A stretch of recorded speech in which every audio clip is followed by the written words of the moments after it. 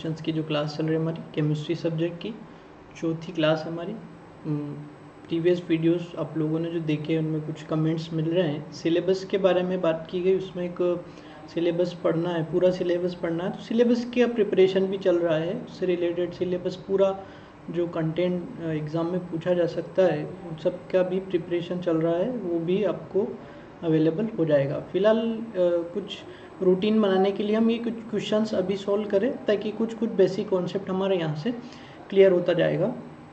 तो स्टार्ट करते हैं आज की हमारी क्लास।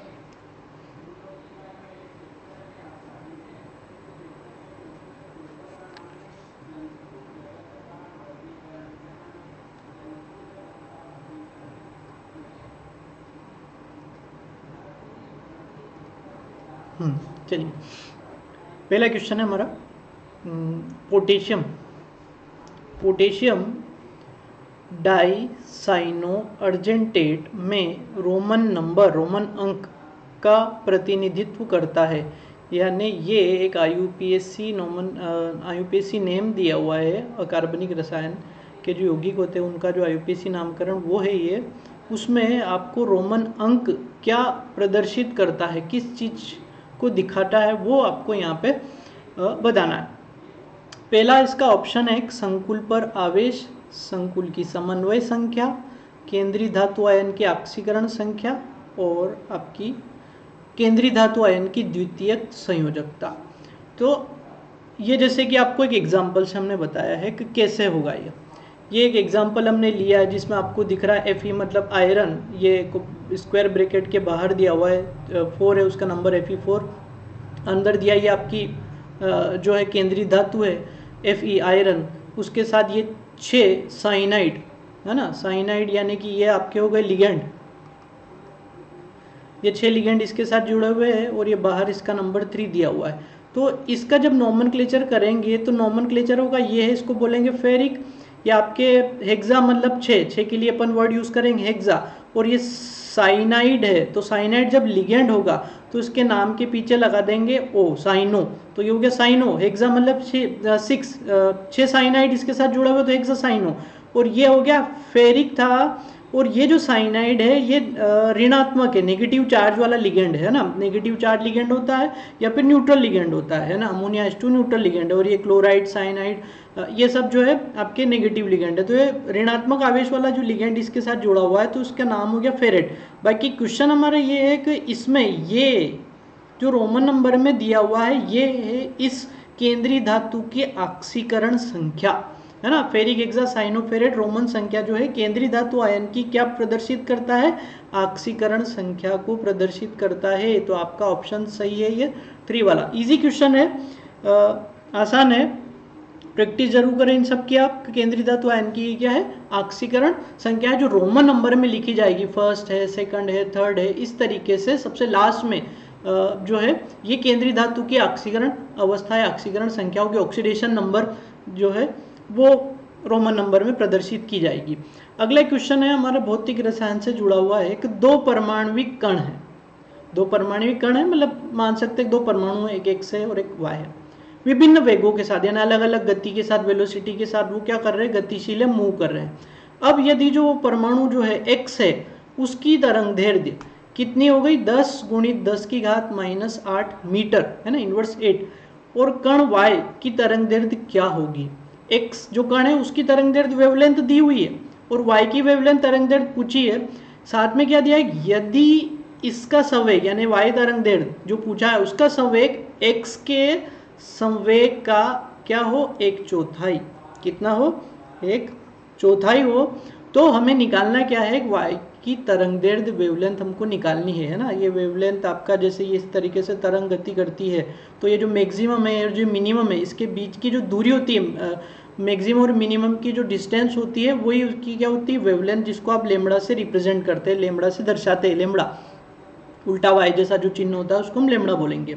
ऑप्शन दिए हुए हैं ये सारे आपके 4.0 10⁻⁻⁷, 0.625 10⁻⁸ और 16 × 10⁻⁷ और 2.5 10⁻⁻⁷ मीटर यूनिट है इसकी। हाँ, यहाँ पे पूछा गया संवेग, है ना। संवेग होता है मास इंटू वेलोसिटी, मास मतलब द्रव्यमान और वेलोसिटी, है ना।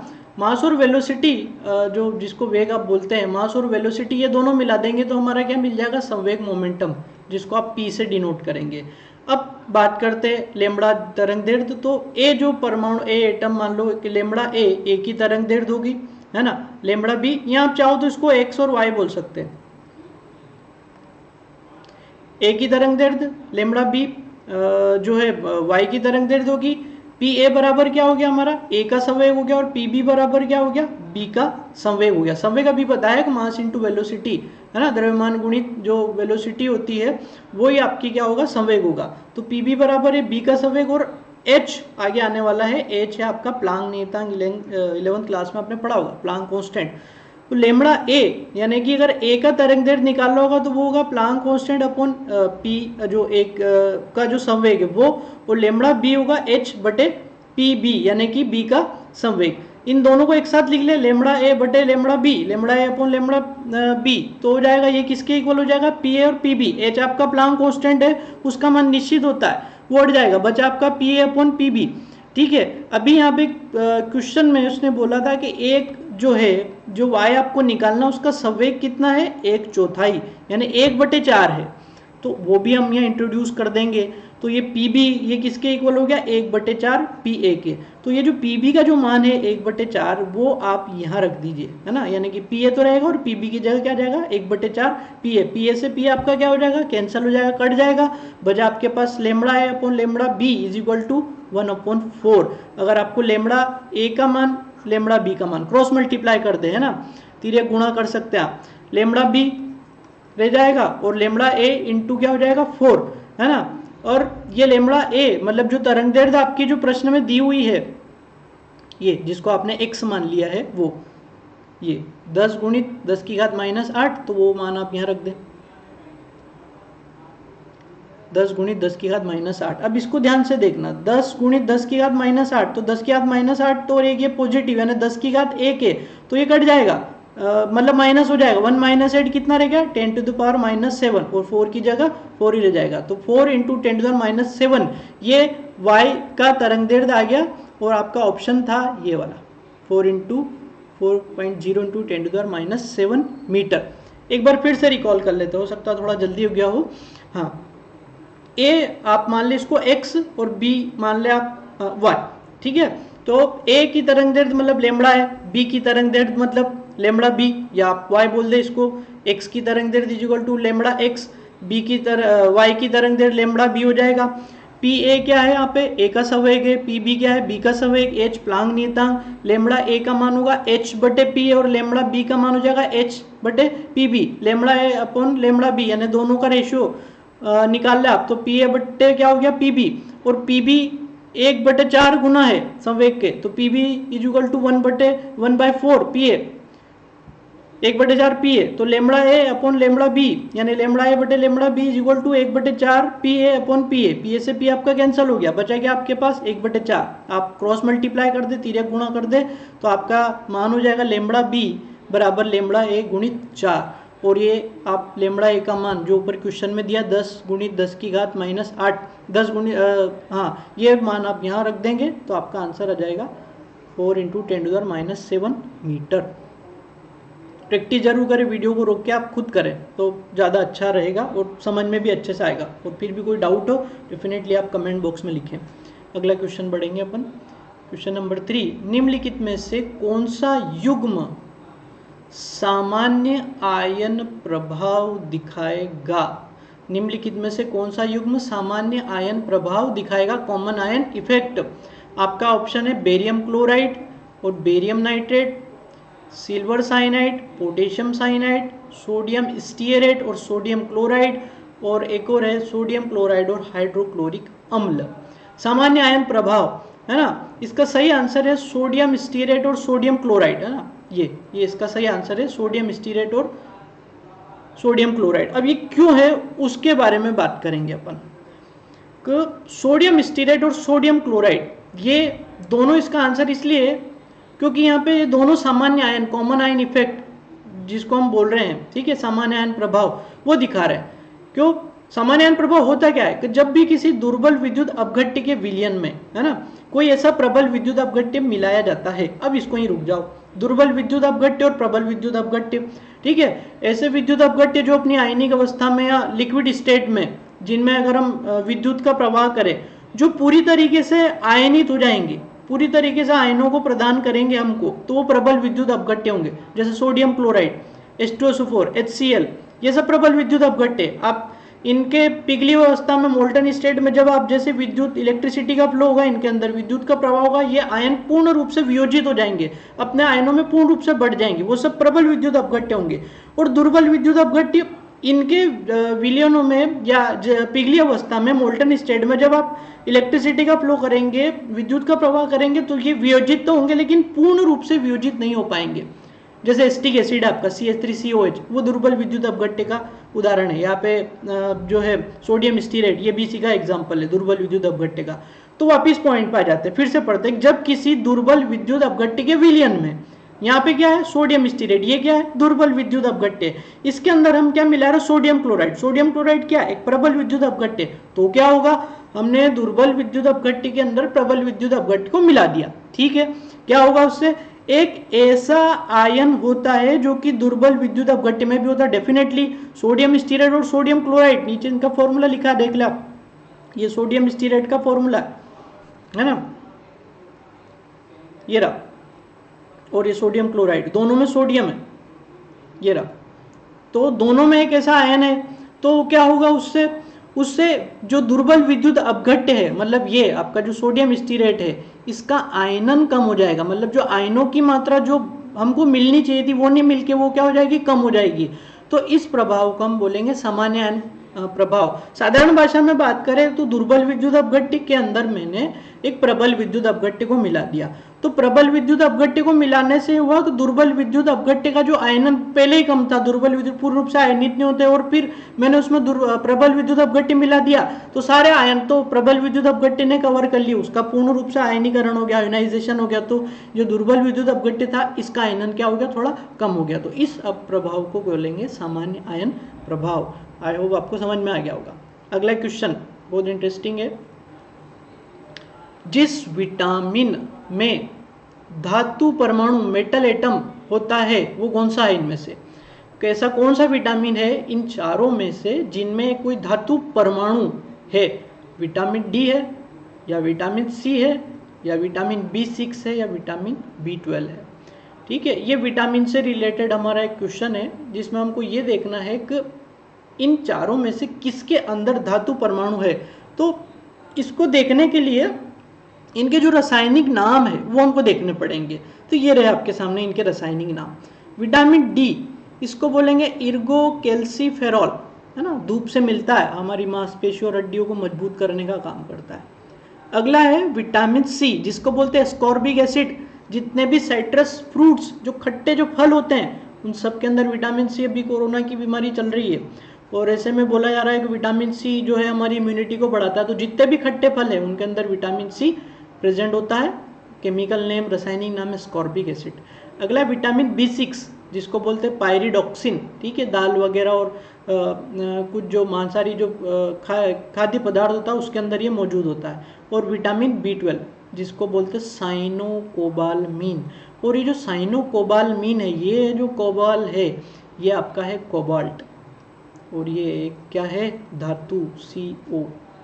तो आपका आंसर कौन सा हो गया, विटामिन B12। इसके अंदर ये साइनोकोबालमीन और ये इसके अंदर कोबाल्ट प्रेजेंट होता है, जो कि एक धातु है। हाँ, अगला क्वेश्चन नंबर 5 हमारा बहुत ही इंटरेस्टिंग क्वेश्चन है और इसको बड़ा ही ध्यान से समझे। डेफिनेटली इस टाइप का क्वेश्चन आपकी नेक्स्ट एग्जाम में जरूर आएगा। ध्यान से समझे इस क्वेश्चन को। निम्नलिखित में से कौन सबसे मजबूत अम्ल है, स्ट्रॉन्ग एसिड है? कौन सबसे स्ट्रॉन्ग एसिड है इन सब में से? ठीक है, आपको जनरली यहाँ देते भी दिए होंगे वो एसिड होंगे, लेकिन पूछा उसने कि स्ट्रॉन्ग एसिड कौन सा है। एक है आपका 3-नाइट्रोफिनॉल, है ना, ये आपका फिनॉल हो गया। इसके साथ ये NO2 जुड़ा हुआ है, तो इसको ये पहली पोजीशन, ये दूसरी, तीसरी 3 नाइट्रोफिनॉल, ये OH, ये NO2 यहाँ जुड़ा हुआ है 4 नाइट्रोफिनॉल। फिर उसके बाद ये यहाँ चौथी पोजीशन पे क्लोरीन है 4 क्लोरोफिनॉल, और फिर ये आपका ये सेकंड NO2, ये पहले कार्बन पे OH जुड़ा हुआ है तो ये फर्स्ट पोजीशन हो गई, ये सेकंड पोजीशन, इस पे नाइट्रो जुड़ा हुआ तो 2 नाइट्रोफिनॉल। अब बात करते हैं अपन इसके बिल्कुल बेसिक से चलना पड़ेगा आपको। एसिड, अम्ल ऐसे पदार्थ होते हैं जिनको जल में घोलने पर जो हमें H+ दे वो सब एसिड होते हैं, अम्ल होते हैं। जो आपको क्या दे, H+ आयन आसानी से दे दे वो सब अम्लीय प्रकृति के हो जाएंगे। ठीक है, एक बात तो ये हो गई। अब ये यहाँ पे जो बना हुआ है ये बेंजीन रिंग है। बेंजीन रिंग आपकी सभी जगह पूरे में वही स्ट्रक्चर दिया हुआ है, ये बेंजीन रिंग, और इसके साथ ये जोड़ दिया उसने OH, ये फिनॉल है। कुल मिला के फिनॉल के बारे में ही बात हो रही है, बस फिनॉल के अलग अलग डेरिवेटिव व्युत्पन्न यहाँ पे दे रखे हैं। ठीक है, जब आपकी ये जो बेंजीन रिंग होती है, ये आपकी बेंजीन रिंग, ये होती है ऑर्थो पोजीशन, ये मेटा पेरा।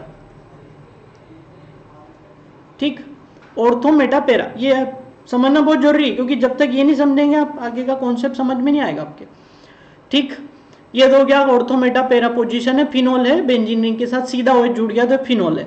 अब फिनॉल तो है, फिनॉल की जो प्रकृति होती है वो अम्लीय होती है, लेकिन यहाँ इसके साथ जो अलग अलग व्युत्पन्न जुड़े हैं इनसे फर्क पड़ रहा है।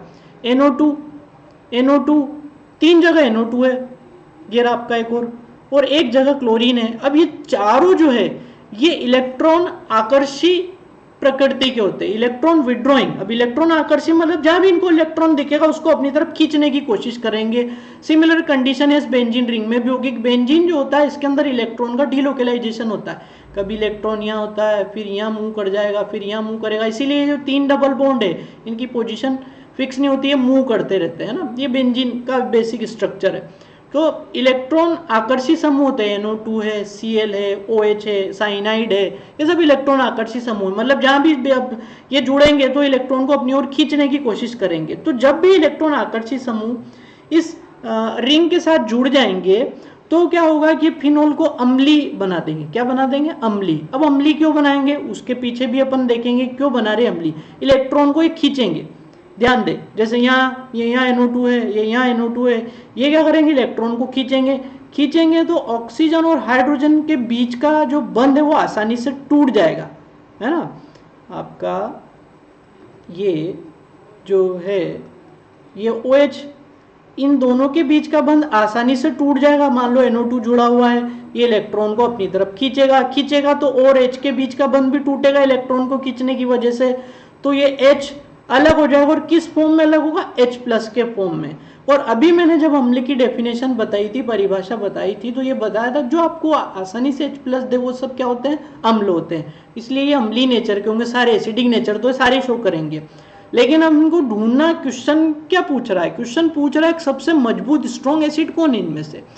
तो इसके लिए आपको एक कॉन्सेप्ट पे चलना पड़ेगा, और कॉन्सेप्ट क्या बोल रहा है ये देख ले। आपको ऑर्थो और जो पेरा स्थान है, अभी मैंने आपको बताया तो ऑर्थो पेरा, ये रे ऑर्थो मेटा पेरा, है ना। तो ये वाला और एक ये वाले जो स्थान होते हैं, इलेक्ट्रॉन आकर्षी समूह की संख्या इन जगहों पे बढ़ने से फिनॉल की अम्लता बढ़ जाती है। मतलब जहां भी अगर ऑर्थो पे जुड़ा हुआ है या पेरा पे जुड़ा हुआ है, ये मेटा पोजीशन है इसकी, यहाँ इतना इलेक्ट्रॉन का आकर्षण नहीं होगा। लेकिन ऑर्थो पोजीशन और पेरा पोजीशन पे जब कोई इलेक्ट्रॉन आकर्षी समूह जुड़ेगा तो इलेक्ट्रॉन को ज्यादा पावर से खींचेंगे और अम्लता की मात्रा बढ़ जाएगी। ठीक है, ये भी समझ में आ गया। तो क्या होगा कि अब ऑर्थो और पेरा दोनों ही पोजीशन पे जुड़े हैं। एग्जाम्पल देख ले, ये मेटा पे जुड़ा हुआ है आपका, है ना, ये पेरा, और ये आपका जो है मेटा पोजीशन, है ना। ऑर्थो पे यहाँ पे एक भी नहीं है, केवल आपका ये NO2 है जो पेरा पोजीशन पे है। तो ऑर्थो और पेरा स्थानों पर इलेक्ट्रॉन आकर्षी समूह की संख्या बढ़ने से फिनॉल की अम्लता बढ़ जाएगी। फिर क्या होगा? ऑर्थो नाइट्रोफिनॉल की अम्लता पेरा नाइट्रोफिनॉल की तुलना में कम होती है। कि अगर ऑर्थो पोजीशन पे जुड़ जाए, मान लो यहाँ पोजीशन पे कोई NO2 ग्रुप जुड़ जाए, तो इसकी तुलना में जो मेटा समूह होता है ये इलेक्ट्रॉन आकर्षी ज्यादा होगा, इसकी अम्लता ज्यादा होगी। कारण क्या है कि जो ऑर्थो वाली जो पोजीशन है वो बना लेगा हाइड्रोजन बंध। क्या बना लेगा? Hydrogen bond. और हाइड्रोजन बंध किस प्रकार का बनाएगा? अंत अणुक हाइड्रोजन बंध, जिसकी वजह से प्रोटॉन नहीं त्याग पाएगा। जो ऑर्थो पोजीशन पे अगर जुड़ा है NO2, तो ये क्या करेगा, यहाँ पे हाइड्रोजन बंद बना लेगा। तो हाइड्रोजन बंद बनाएगा तो और H के बीच का बॉन्ड नहीं टूट पाएगा, और H के बीच का बंध नहीं टूटेगा तो ये आपको H+ नहीं देगा उतनी आसानी से, और H+ नहीं देगा तो अम्लता की मात्रा क्या हो जाएगी, कम हो जाएगी। तो इसलिए पैरा पोजीशन पे जुड़ने वाला जो ग्रुप है वो ज़्यादा इलेक्ट्रॉन आकर्षी होगा, और इसलिए जो पैरा पोजीशन पे NO2 जुड़ेगा वो स्ट्रॉन्ग एसिड होगा। तो इसका सही आंसर है 4 नाइट्रोफिनॉल। ये आपकी पैरा पोजीशन NO2 जुड़ा हुआ है, आसानी से इलेक्ट्रॉन को अपनी ओर खींचेगा और H के बीच का बंध टूटेगा। इन सब में से क्लोरीन और NO2 जितने भी इन चारों में से सबसे आसानी से इलेक्ट्रॉन को खींच लेगा, आसानी से ये H+ दे देगा फिनॉल, इसलिए इन सभी में से सबसे ज़्यादा स्ट्रॉन्ग एसिड यही होगा, जिसको यहाँ पे लिखा है पैरा नाइट्रोफिनॉल। जो यहाँ पे मैंने नोमेनक्लेचर किया है शुरुआत में, नामकरण 2 नाइट्रो, या यूपीएससी नोमेनक्लेचर है, और अगर आप ऑर्थो मेटा पैरा से करना चाहें तो ये इसका नाम हो जाएगा पैरा नाइट्रोफिनॉल। उम्मीद है ये क्वेश्चन समझ में आएगा, डेफिनेटली आप इसको अच्छे से करें क्योंकि उम्मीद पूरी है इस तरह का क्वेश्चन आएगा आपकी एग्जाम में। अगला क्वेश्चन आएगा आपका एंट्रोपी से रिलेटेड है कि निम्नलिखित में से किस स्थिति में एंट्रोपी घट जाएगी। निम्नलिखित में से किस स्थिति में एंट्रोपी आपकी जो है क्लास में बताया था मैंने आपको प्रीवियस क्लास में, एंट्रोपी क्या होती है कि जो परमाणुओं की जो यादृच्छिकता होती है, जो डिसऑर्डर की जो कैलकुलेशन हम करते हैं वही क्या होती है, एंट्रोपी होती है। एक एग्जांपल भी बताया था, क्लासरूम में आप गए और बेंचेस इधर उधर बिखरी पड़ी है तो वहाँ पे एंट्रोपी ज़्यादा होगी, और अगर एक सीक्वेंस में जमी हुई तो वहाँ पे एंट्रोपी क्या होगी, कम होगी। जितने अणु दूर दूर होंगे वहाँ पे अणु या परमाणु दूर होंगे एंट्रोपी की मात्रा ज़्यादा होगी, और अणु या परमाणु जितना पास होंगे, एक सीक्वेंस में जमे हुए होंगे, एक लाइन में जमे होंगे, तो वहाँ पे एंट्रोपी की मात्रा क्या होगी, कम होगी। तो इसके आधार पर हम इस क्वेश्चन का आंसर ढूंढ सकते हैं कि निम्नलिखित में से किस स्थिति में, 4 स्थितियां दी है, एंट्रोपी कम किस सिचुएशन में कम हो जाएगी। पहला है अंडे का सख्त उबाल, अंडा लिया हमने, उसकी हार्ड बॉइलिंग कर रहे हैं। अगला है एक यौगिक का अपघटन, फिर है रबर बैंड का तनन, और एक है जल का वाष्पीकरण। तो इसका सही आंसर है रबर बैंड का तनन। अब ये क्यों है वो मैं आपको समझाता हूँ। रबर बैंड का तनन क्यों, इसमें एंट्रोपी कम हो जाएगी।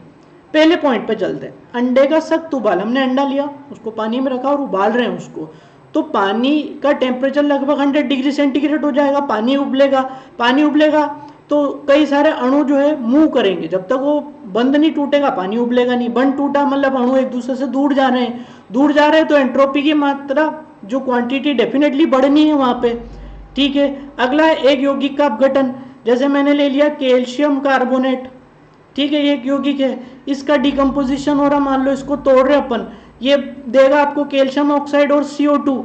तो इसको तोड़ने के लिए मैंने इसको ऊर्जा दी तो इसके अणु दूर दूर गए मतलब एंट्रोपी की मात्रा क्या हो गई, बढ़ गई। जल का वाष्पीकरण, वही पानी लिया हमने, इसको बॉईल कर रहे हैं, ठीक है, 100 डिग्री सेंटीग्रेड पे पानी बॉईल हो रहा है तो पानी के अणु दूर जा रहे हैं, यानी कि एंट्रोपी बढ़ी। तो इन तीनों स्थितियों में कहीं ना कहीं एंट्रोपी बढ़ रही, लेकिन रबर बैंड को जब हम खींचेंगे, स्ट्रेच करेंगे तो मॉलिक्यूल दूर तो जाएंगे पर उतनी मात्रा में जाएंगे। अगर मॉलिक्यूल बहुत ज्यादा दूर चलेगा, उनके बीच का बॉन्ड टूट गया तो रबर बैंड भी क्या हो जाएगा, टूट जाएगा, वहां पे एंट्रोपी बढ़ेगी। लेकिन तनन और खींच रहे हैं, जब तक आप खींच पा रहे हो तब तक उसकी जो एंट्रोपी इन सब में से क्या होगी, कम होगी। तो इसका सही आंसर है हमारा रबर बैंड का तनन। उम्मीद आपको मजा आया होगा इस क्वेश्चन में। क्वेश्चन नंबर 7 लास्ट क्वेश्चन है और बहुत इंपॉर्टेंट क्वेश्चन है, इसको ये जरूर आप समझें और इसको वीडियो को रोक के आप इसकी प्रैक्टिस ही कर लें तो बेहतर होगा। ये आएगा और ये बहुत अच्छा क्वेश्चन है, इसको कैलकुलेट करने में टाइम लगेगा, डेफिनेट बात है, ये टाइम भी लेगा, बट ये नंबर अपने को लेना है इस क्वेश्चन का कैसे भी।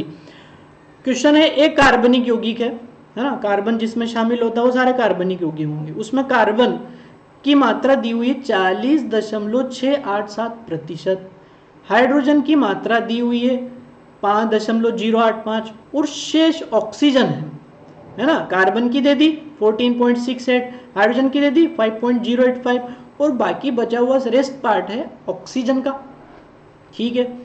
इसका अनुभाविक सूत्र या मूलानुपाती सूत्र क्या है, क्लास 11th में फर्स्ट चैप्टर में ही पढ़ लिया होगा आपने। मूलानुपाती सूत्र होता क्या है कि जब हम तत्वों को उनकी संख्याओं के साथ, ठीक है, एक रेशियो में जब आप प्रेजेंट करें उनको, एक अनुपात में जब हम उसको प्रदर्शित करते हैं तो वो उसका मूलानुपाती सूत्र होता है।